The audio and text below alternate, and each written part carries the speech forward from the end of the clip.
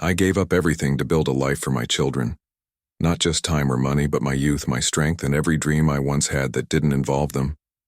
I poured myself into that land, day after day, year after year. My hands bled in. The winter and cracked in the summer, but I never stopped. That soil holds more than crops. It holds memories, pain, sacrifice. Every fence post, every worn-out tool, every inch of that farm has a piece of my soul in it. I built it hoping that one day my children would understand what it meant, that they'd see more than just a piece of land, but a legacy, one they could carry on long after I was gone. But I was wrong. The day my son Adam looked me in the eye and told me I needed to sell the farm to fund his wedding was the day something inside me broke, not just because of the request, but because of how easily he asked. No hesitation, no gratitude. Just a cold expectation that everything I had worked for could be thrown away for one extravagant event. I wanted to scream, to shake him, to ask him how he could forget everything I had given. But I didn't. I stayed quiet. I nodded, and I told him I'd take care of it. What he didn't know was that I already had a plan he'd never see coming, a plan that would protect everything I had built and teach him a lesson he'd never forget, because sometimes the greatest revenge is protecting what matters most. My name is Bernard. I'm 72 years old, and for as long as I've drawn breath, I've known only one home, the farm. It's not a big operation, not by today's standards. No fancy machines or corporate signs out front. Just a modest patch of earth tucked away between two quiet hills, where the sun rises slowly and steady and the mornings start with the smell of dew, hay, and old wood. My father built the barn with his bare hands. Wood he cut, nails he hammered, beams he hoisted without a crane. I used to run between the beams before the roof was finished, playing hide and seek with my little sister while he shouted at us to be careful from the ladder. I took my first steps in those fields, learned how to fix a fence before I learned how to write cursive. I remember chasing chickens barefoot, falling asleep in the back of our old pickup while my dad bargained at the livestock market. Those weren't just chores or childhood moments. They were the foundation of everything I would become. Over the years, the farm became more than land. It became my identity. I married my sweetheart, May, under the willow tree by the creek that runs through the south end. She used to say the wind sounded like a lullaby out there. We raised 2 children, Adam and Rachel, inside the same house my father built, with creaky stairs and a kitchen that always smelled like coffee and cinnamon. Every morning started before sunrise. Every night ended with sore muscles and silence. And yet, I never once felt burdened by the work, because it meant something. Every nail I drove, every crop I planted, it was all part of building a future, not just for me, but for them. I remember the storms, those brutal summer nights when the rain fell sideways and I'd stay up listening to the roof groan, praying it wouldn't cave in, and the droughts when the soil cracked like broken skin and we had to ration water just to keep the animals alive. Most folks would have given up, moved on, but I didn't. Because every time I thought about quitting, I thought about my kids, about the legacy I wanted to hand them, something real, something earned. I wasn't in it for money. God knows we never had much of that. There were winters we had to patch the roof with plastic sheeting and summers we couldn't afford to fix the truck. But we always had enough to eat, and more importantly, we had pride. Pride in what we built, in what we sustained despite the odds. People don't talk much about farmers anymore. We've become background noise in a world obsessed with speed and shine. But I'll tell you something. There's a kind of truth you only learn when your hands are in the dirt, when you watch things grow because of your labor, when you know the land so well you can predict the weather just by the way the leaves turn. The farm was my peace, my therapy. On hard days, I'd walk the back field and just listen to the wind through the corn stalks. That sound, it's better than any sermon I've ever heard. And when May passed, too early, too sudden, I walked those fields every day just to feel close to her. I'd stand by the willow tree where we said our vows and feel her hand in mine again. The farm wasn't just mine, it was hers too. It was ours. As Adam and Rachel grew up, I tried to pass on the lessons I learned. I showed them how to plant, how to mend, how to listen, not just to people but to the land. Rachel took to it. She was quiet, curious, always asking why things worked the way they did. She'd help me with the books, feed the chickens without being asked. She'd sit on the fence post and watch the sunset with me in complete silence. No phone, no distractions. Just being present. Adam was different. Smart, charming, full of energy, but restless. He'd help sometimes, but his heart was never in it. He wanted more, bigger things, flashier things. As a boy, he'd talk about moving to the city, owning a fancy car, throwing big parties. I never tried to stop him. I figured maybe, just maybe, once he tasted the outside world, he'd come back with a deeper appreciation for home, for the roots we gave him. But life doesn't always unfold the way you hope. Even after Adam left, I kept working. Slower now. Sure. The knees ache more and I can't lift like I used to. But the farm still needs me, and in some ways I still need it. I've seen the seasons turn 72 times. I've buried friends. I've said goodbye to neighbors. But the land has always remained. Constant, steady, like a second heartbeat. I had always imagined that one day, when I couldn't do it anymore, I'd pass the keys to my children. Maybe Adam would see the value then. Maybe Rachel would carry on what we started. I thought they'd walk the same fields I did and feel what I felt. The pride, the peace, the purpose. But as I'd soon find out, some people don't see value in what's given freely. Some don't see legacy. They see leverage. They see money. Opportunity, something to be spent. And it was that misunderstanding, the gap between what the farm meant to me and what it meant to Adam, that would lead us into the hardest moment of our relationship. I didn't know it yet, but the day he came home with that look in his eye, the look of someone who sees a price tag instead of a memory, was the day everything began to change. Adam used to follow me around the farm like a shadow. As a boy, he'd wear my old hat, too, big for his head, dragging it over his ears as he mimicked every move I made. He'd pretend to steer the tractor, though his feet couldn't even reach the pedals, and he'd hand me nails while I fixed the chicken coop, asking 100 questions about everything from fence wire to fertilizer. He was sharp, full of energy, and I used to think he'd grow into the next generation of this land. But somewhere along the way, things started to shift. As he grew older, the dirt under his nails started to bother him. The early mornings became complaints. He'd come home from school and rush through his chores just to get back to his video games or out to meet his friends. I told myself it was just a phase, that every boy drifts for a while. But Adam didn't drift, he detached. The farm went from being his playground to being his prison, at least in his eyes. He started talking about city life, fancy jobs, big paychecks, places where no one smelled like cow manure or worried about the rain forecast ruining a whole season's work. When he turned 18, he left for college and never really looked back. He'd visit for holidays sometimes, but even those became shorter and more infrequent. When he did come home, he acted like he was doing us a favor. He'd walk through the barn like it was a museum exhibit, pointing out how run down everything looked, asking why we hadn't modernized. Once I caught him on the phone with a friend, laughing about how old school everything was back home. That stung, more than I let on. Still, I loved my boy. I figured he needed time to find himself, to grow. I thought maybe once he'd seen the world, he'd appreciate his roots. But what happened next proved just how far he'd strayed from the values I tried to raise him with. He showed up one Saturday morning out of the blue.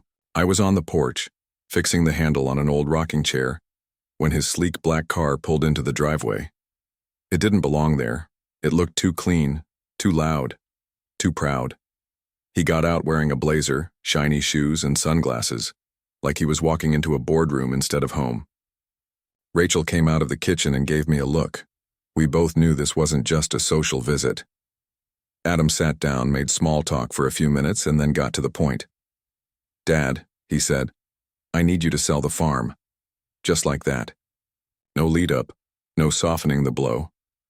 I stared at him, waiting for the punchline, but it never came. "We need the money for the wedding," he said, as if it were the most natural thing in the world. "Sarah's parents already chipped in, but it's not enough. We want something elegant, something people will remember." I blinked. "Sell the farm?" I asked, just to make sure I'd heard right. He nodded. "Yeah, come on, Dad. It's not like you're doing anything major with it anymore. You're retired more or less, and let's be honest, this place isn't exactly increasing in value." The words hit harder than he knew. I sat there quietly, trying to control my breathing, my heartbeat, my rage. He kept going. "We've got this beautiful venue in mind. Vineyard, open bar, fireworks, the whole package. But the deposit's steep. If you sell the farm, we can cover everything and still have some left over for the honeymoon. You'd be setting us up for a great start." He smiled like he'd just solved a puzzle, like this was a practical solution for everyone. He wasn't asking. He was expecting. There was no question mark in his voice, only assumption. He assumed.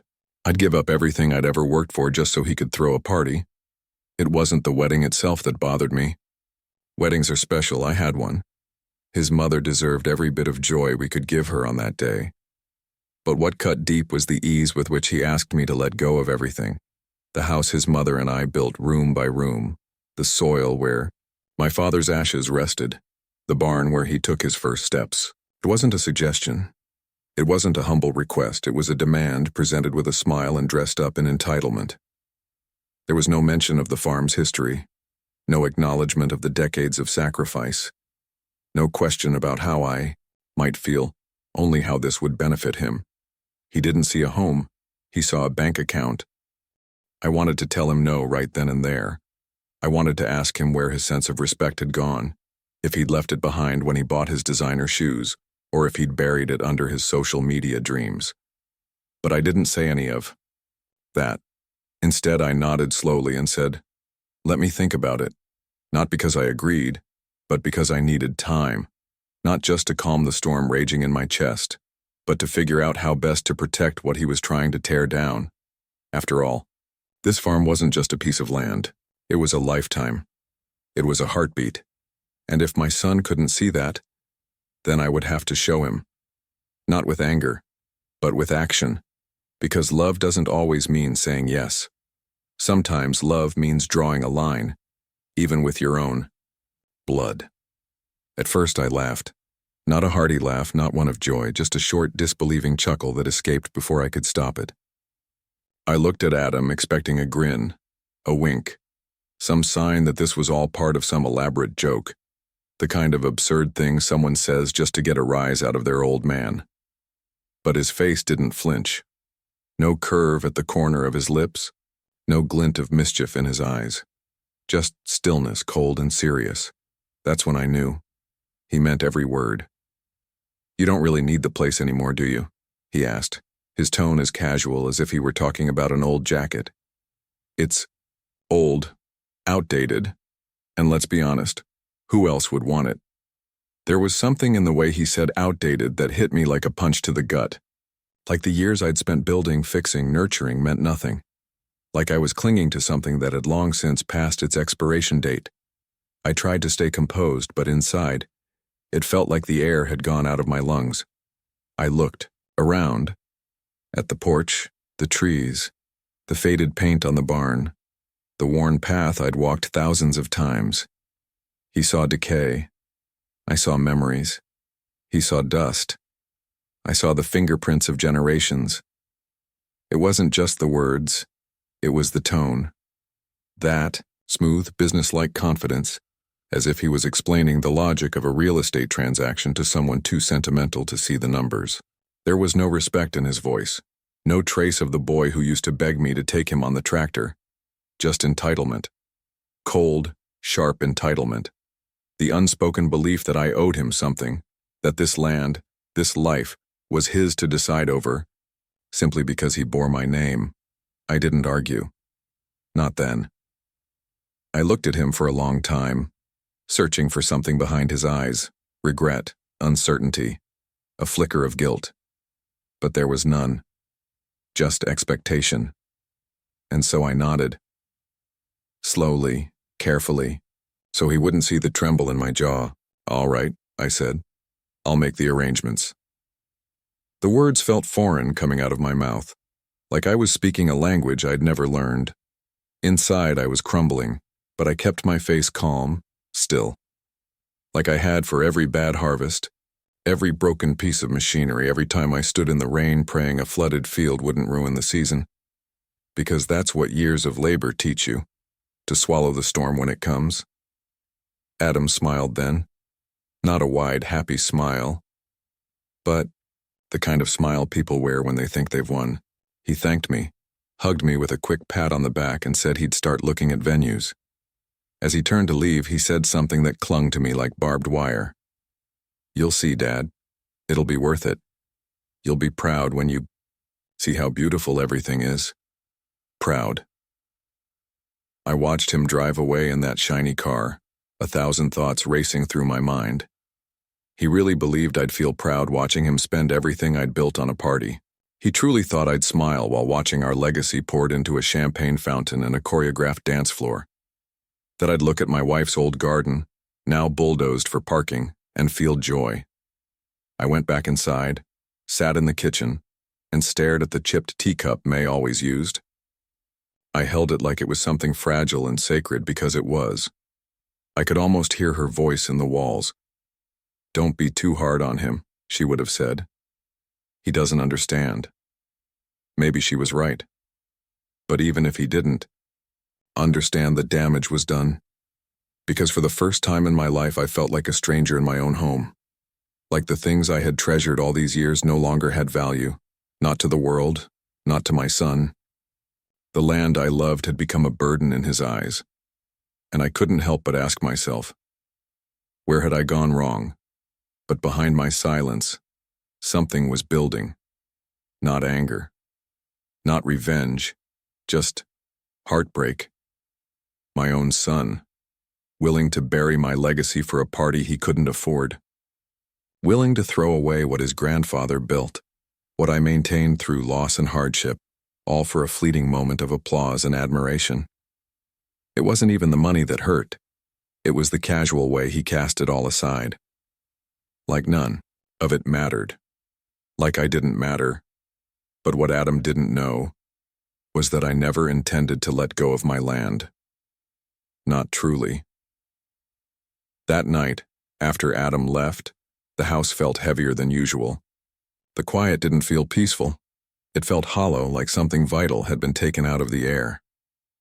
I walked out onto the porch, sat in the same spot where I used to rock Rachel to sleep, and just stared out at the fields. The sun was setting, low behind the trees, casting long shadows over the land, and I felt every second of my 72 years. But more than the exhaustion, more than the ache in my back or the tightness in my chest, I felt something deeper. Grief. Not the kind you feel when someone dies, but the kind that settles in when you realize something sacred to you has become meaningless to someone you love. I thought about the years, decades, spent fighting to keep this farm alive. The times May and I skipped meals to pay for feed. The nights I sat at the kitchen table calculating whether we could afford to keep the tractor running another season. All of it, every sacrifice, every prayer, every calloused fingertip, dismissed as outdated.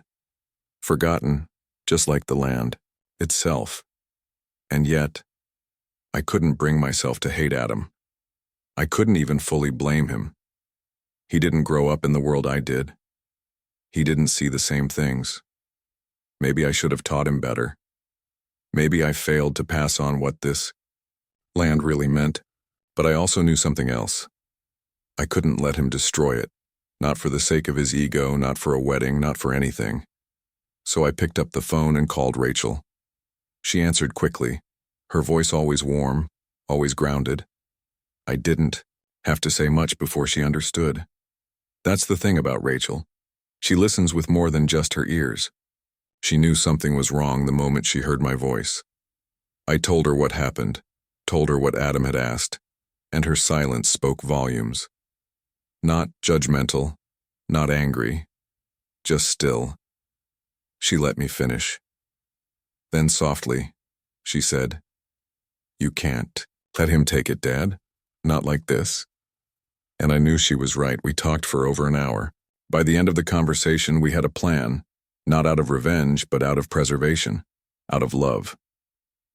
Quietly, discreetly, I began the process of transferring the land into her name. We contacted a lawyer, set up the paperwork, created a trust that ensured the land couldn't be sold without her consent. I didn't want her to feel burdened, but she didn't hesitate for a second.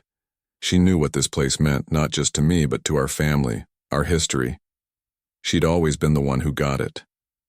As the legal work moved forward behind the scenes, I played the role Adam expected of me. I kept him updated, told him I was working on the sale, meeting with appraisers, getting quotes. He never once asked how I felt about it. Never once offered to compromise or consider another option. He'd send photos of venues, cake tastings, flower arrangements. I'd reply with polite comments, nodding, pretending to be on board. It was strange lying to my own son. But I wasn't doing it to hurt him. I was doing it to protect something he didn't understand. In the evenings, I'd walk the fields and talk to May like I used to. I'd tell her about our daughter, how strong she'd grown, how fiercely she loved this land. I imagined her smiling, nodding, proud that someone still carried our values. Some days I'd find myself standing by the old oak tree, just running my fingers across the bark, trying to remember all the times we'd gathered there as a family.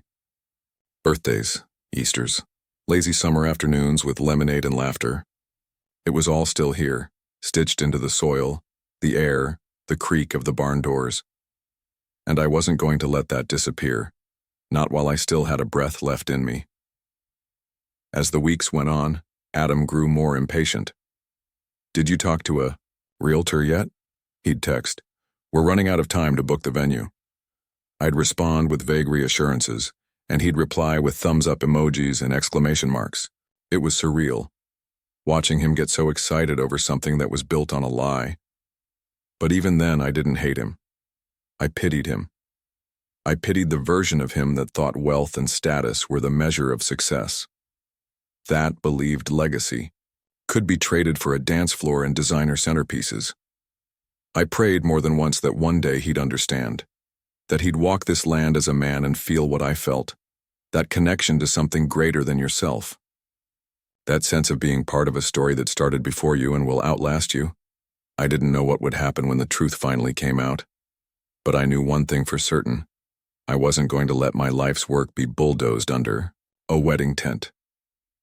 I wasn't going to let the land that held my wife's laughter, my father's sweat, my children's first steps, become a parking lot for strangers in suits and rented smiles. No, the farm would stay in the family. And even if Adam couldn't see it now, I hoped someday he'd be grateful I protected it, even from him. That night after our talk, I sat in silence for a long while before picking up the phone to call Rachel again. She was always the one I could count on, the child who never needed to be told twice, who watched more than she spoke, who somehow knew when something was weighing on me before I ever said a word. Even as a girl, she had a kind of old soul about her, as if the wisdom of her mother and grandmother had passed straight into her blood. She didn't just see the farm as a place, she saw it as a living part of us. So when I called her and told her everything, Adam's request, the weight of it, the quiet way it had torn something open in my chest, she didn't ask why I hadn't said no. She didn't question my silence. She just listened. And when I finished, when I told her I couldn't let the farm go, she said with absolute certainty, "Then don't." That's when the plan took shape. Not out of spite, not out of anger, but out of a deep, protective love. I told her I didn't want to fight. I didn't want to shame her brother or cut him out of the family. I just wanted to protect what mattered. We agreed it had to be quiet, clean, and legal. No room for misunderstanding, no loose ends. We got in touch with a local attorney, an old friend of mine who'd helped me draw up our wills years ago. I trusted him. He understood the weight of land and legacy in a way city people never could. With his help, we transferred the deed into Rachel's name. Quietly. No public record searches that would raise Adam's eyebrows. We created a trust that locked everything down. From that point forward, the farm couldn't be sold, mortgaged, or claimed without Rachel's explicit consent. It was ironclad, bulletproof. Mine while I lived, hers once I was gone. And Adam? Well, he never even saw it coming. To complete the illusion, I liquidated a modest portion of my retirement savings, just enough to give him what he needed to book the venue, put down deposits, and feel like he'd accomplished something big. It wasn't a huge sum, but it was enough. When he came by a week later, I handed him the check with a smile and a nod. He took it like it was owed to him, like I was finally coming around to modern thinking. He grinned wide, gave me a side hug, and said, "See, I knew you'd come around, Dad. I knew you'd get it eventually." I said nothing, just let the silence stretch as he walked back to his car, already texting someone, probably his fiancée, probably telling her the money was in hand. I stood on the porch and watched him go, feeling a mix of exhaustion and quiet satisfaction. He thought he had won. He truly believed he'd convinced the old man to cash in his roots for a slice of temporary glory. Over the next few weeks, I heard through the grapevine, mostly through Rachel and the occasional Facebook post I barely knew how to navigate, that Adam had been bragging, telling people he'd finally talked some sense into me, that I'd come to my senses and let go of the farm to help launch his next chapter. Apparently, it was a running joke among his friends. He was proud of it, proud of what he thought he'd accomplished. I heard him once on speakerphone while Rachel was visiting, telling someone that the old man finally saw the light. She looked at me, her expression tight, but I shook my head. Let him have it, I told her silently. Let him believe what he wants, for now. Because the truth was, the real lesson hadn't arrived yet. And when it did, it wouldn't come with shouting or confrontation. It would come with stillness, with undeniable reality. Because one day soon he'd come back. Maybe to build something, maybe to sell something, maybe just to stake a claim, and that's when the truth would rise from the soil like spring growth. That's when he'd find out he'd never owned a single inch of this land. Not anymore. He'd learned that while he was chasing sparkle and spectacle, the foundation had shifted beneath him. And that sometimes, the loudest message is delivered without a single raised voice. In the meantime, I let the days unfold quietly. I tended the garden, repaired the fence near the south field, shared slow cups of coffee with Rachel while the sun poured through the kitchen window. The paperwork was filed. The deed was safe. The farm was protected, and for the first time in weeks I slept through the night. There was no victory dance, no moment of triumph, just a quiet peace that settled over me, like the stillness of dusk after a long day's work. Adam had what he wanted, or thought he did. And I had what I needed, the knowledge that this land, this legacy would live on beyond me, untouched by greed, preserved by love. Sometimes people think protecting something means standing up and shouting. But I found that true strength is quiet. It's found in restraint and wisdom, in the ability to plan and wait. And now all I had to do was wait. 2 months passed. The wedding came and went in a whirlwind of photos, fireworks, and dollar signs. I didn't attend, not because I wasn't invited, but because I knew I wouldn't belong there. I sent a polite card, wished them well, and stayed home. Spent that day in the backfield, watching the sky stretch out overhead, listening to the land breathe beneath my boots. Rachel visited after the ceremony, told me everything went according to plan, but I could see the disappointment in her eyes. She said it felt hollow, like everything was performed for show rather than meaning. Still, I said nothing. My time to speak would come soon enough. And it did. It was a bright, unassuming morning when Adam returned. I heard the tires crunching on the gravel drive before I saw him. Same sleek black car, same sunglasses, same confident stride. But something about his energy was different, bigger, more determined. He walked right up to the porch where I was fixing the gate hinge, full of smiles and ideas, his phone in hand and that "I've got it all figured out" look in his eyes. He didn't ask how I was. Didn't comment on the new flower beds Rachel had planted or the clean paint on the barn door. Instead, he launched straight into it. like I'd been waiting around just to hear his next brilliant plan. "Dad," he said, "I've been thinking. Now that the wedding's done and things have settled, it's time we start looking ahead." I looked at him, not speaking, just letting him run, and he did. "Me and Sarah talked about it, and we think there's real potential here. You've got good land, prime location. I mean, sure, it's old, but that just means opportunity. We could fix it up, sell it, maybe even build out part of it. Think eco-resort or rental cabins. People pay good money for rustic getaways these days." He said it all so casually, like he was reading off a proposal from a marketing firm. Like this place, my home, was just a stepping stone in his new investment portfolio. "We can finally make some real money off that place," he said, nodding like it was a done deal. That place. He didn't even call it home. Didn't say the farm or your land or even ours. Just that place, as if it were nothing but a patch of dirt waiting to be flipped for profit. My jaw tightened, but I didn't say anything yet. I let him keep talking. He showed me mock-ups on his phone, plans for a new gravel driveway, modern barn conversions, a pool overlooking the east field. He had it all figured out, down to the projected rental income. I waited until he was done, until the last spreadsheet was swiped, the final estimate proudly shown off, and then I stood up. I walked to the edge of the porch, stared out at the land, took a breath. Then I turned to him and said quietly, "You can't do that." His brow furrowed. "Can't do what?" "You can't sell the farm," I said, still calm, "because it isn't yours to sell." There was a pause. A blink of silence where the weight of my words hadn't yet landed, then his smile faded just a bit. "What do you mean? You sold it to get the money for the wedding, didn't you?" "I mean, that's where the money came from." I shook my head. "No, the money came from my retirement. I gave you what I could afford. The farm was never sold." His mouth opened slightly, confusion spreading across his face like a slow burn. "But you said—" "I never said anything," I corrected him gently. "You assumed."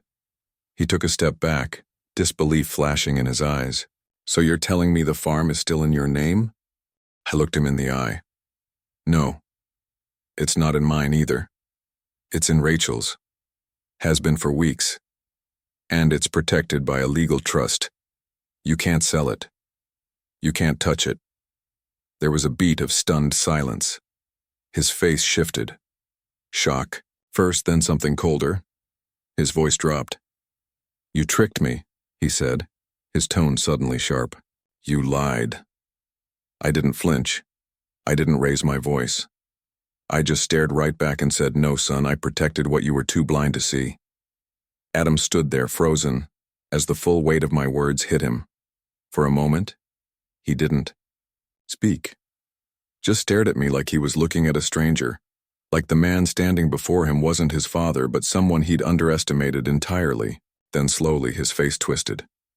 Not in sadness, not in understanding, but in anger. "You went behind my back," he snapped. "You made a deal with Rachel and didn't even tell me. You gave her everything. You cut me out." His voice was louder now, trembling not with fear but frustration, the kind that comes from someone who's used to getting their way and has suddenly hit a wall. I stayed calm, though every word cut deep. "You weren't cut out, Adam," I said quietly. "You walked out. Long ago. You left this place behind and never looked back. When you returned, it wasn't with love. It was with a price tag in your hand." He scoffed, running a hand through his hair like he couldn't believe what he was hearing. "You act like I betrayed you, but all I asked for was help. A wedding is a once-in-a-lifetime thing, Dad. You gave me the money. Didn't you? So what's the problem now?" I looked him square in the eyes. "The problem isn't the money, it never was. The problem is what you were willing to give up to get it. You asked me to sell the soul of this family for a party. You didn't ask what it meant to me. You didn't ask if I was okay with it. You just assumed it was yours to take. That's not help, Adam, that's entitlement." He flinched just a little, and for a flicker of a second I saw something. Shame, maybe, or recognition. but it passed quickly. "And Rachel," he snapped. "Of course she's the golden child. She played the long game, didn't she? She swooped in and took everything when I wasn't looking." I shook my head. Rachel didn't take anything. She accepted responsibility. I asked her to carry the weight of this farm because she understands it, because she cares about it. She didn't ask for a single dime. She didn't come with conditions. She listened. She stood by me. She earned my trust. His voice cracked slightly. "So what? I made a mistake and now I'm out of the family, is that it?" I stepped off the porch closer to him and lowered my voice. "You're not out of the family, Adam. You're my son. You always will be. But actions have consequences. I didn't do this to punish you. I did it to protect something that you didn't value. One day maybe you'll understand why." He looked away, jaw clenched, hands balled into fists. He was silent for a long time, just breathing heavy, as if trying to wrestle with something inside himself he didn't want to name. "You know," he muttered, "I thought you were stuck in the past. I thought you were too stubborn to see the future." I waited, let him finish. "But maybe I was the one who was blind," he finally said, softer now. "Maybe I didn't see what was in front of me until it was too late." I said nothing, not yet. I wanted him to sit with that thought, let it grow roots. After a long pause, he looked back up at me. The rage was gone, the ego was fractured. "What now?" he asked. Not demanding, not entitled, just tired. I took a slow breath. "Now," I said, "you figure out who you want to be. Not for me, not for Rachel, for yourself. And maybe, when you're ready, you come back, not to claim, but to contribute. You're welcome here, but only if you see it for what it truly is, not a business opportunity, a legacy." He didn't reply, just nodded ever so slightly and walked back to his car. He didn't slam the door, didn't rev the engine. Just drove off slowly with the kind of silence that leaves a man thinking. And as I stood there watching the dust settle on the road, I didn't feel triumph. I didn't feel like I'd won anything. What I felt was bittersweet. Because sometimes, teaching a lesson means letting someone fall. Sometimes love means standing still while someone walks away, hoping they find their way back, not for what they can take, but for what they're willing to give. And in that moment, I realized this wasn't just about saving the farm, it was about saving my son from himself. The fallout wasn't pretty. After that day on the porch, Adam disappeared from our lives for a while. No calls, no visits, not even a birthday message. Rachel tried to keep the peace. She always did. She sent him gentle texts, checked in on him from time to time, tried to invite him over for dinner or holidays. But every effort was met with silence or vague excuses. She asked me once if she should try harder, if maybe I should be the one to reach out, but I told her no. Not because I was angry, not because I wanted to punish him, but because I understood what he needed more than anyone else did. He needed time, not scolding, not lectures. Just time to feel the emptiness that comes when pride fades and clarity creeps in. Time to reflect. Time to realize that not everything in life comes with a reset button or a quick fix. That some bridges, once burned, don't rebuild overnight. And so we let him be. The seasons rolled on. Summer faded into autumn and the trees around the property turned gold and copper, shedding their leaves like memories. Rachel stepped in more and more to help with the farm. She handled the accounts, spoke to suppliers, repaired what needed fixing without ever needing to be asked. She didn't take over, she stepped alongside me, shoulder to shoulder, just like I had always hoped one of my children would do. She wasn't loud about it. She didn't announce her dedication on social media or parade her sacrifices around. She just showed up, quietly, steadily, day after day. There were moments I'd catch her standing in the same places I used to see her mother, by the garden gate under the willow tree, walking along the ridge at dusk, and I'd feel something deeper than pride. I'd feel peace, because I knew The legacy was safe in her hands. And then, months later, on a cold but bright afternoon in late January, Adam came back. No warning, no grand announcement. I was stacking wood by the shed when I saw a familiar car turning into the drive. But it wasn't the sleek black one he used to drive. It was a dusty, older model SUV, the kind with no shine and no statement. He stepped out slowly, shoulders hunched, wearing a plain coat and jeans with dirt on the cuffs. No sunglasses, no fake smile, just him. And tears, real ones. Not dramatic, not forced. Just a man standing in the place he was raised, blinking back everything he never said. I didn't say a word. I just waited. He walked up to me, stopped a few feet away, and looked down at the frozen ground, before lifting his eyes to meet mine. And then he said something I hadn't expected. Not so soon, not so clearly. He said, "I get it now, Dad. I really do." He looked around, his gaze lingering on the barn, the trees, the weathered posts, still standing from when I was his age. It's not just land, it's not just a place, it's a story. Yours, Mom's, ours. His voice cracked. I thought legacy was about inheritance, but it's about sacrifice, about love. I see that now. I didn't rush to hug him, didn't throw my arms around him or burst into tears. I just nodded, slowly, like I was closing a loop that had been left open for too long. Then I reached out, put my hand on his shoulder and said, "That's all I ever wanted you to understand." He apologized, not with excuses, but with truth. He told me he had taken a job helping with nonprofit development, working on community gardens in underserved neighborhoods, said he was learning what it meant to work with his hands again, said he was trying to rebuild, not just his understanding of where he came from, but himself.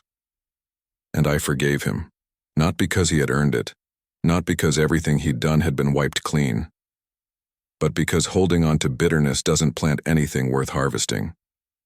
You can't grow good things from soil that's poisoned by resentment. Forgiveness wasn't a gift for him, it was a release for me. That day, he sat at the kitchen table again for the first time in years. Rachel made tea.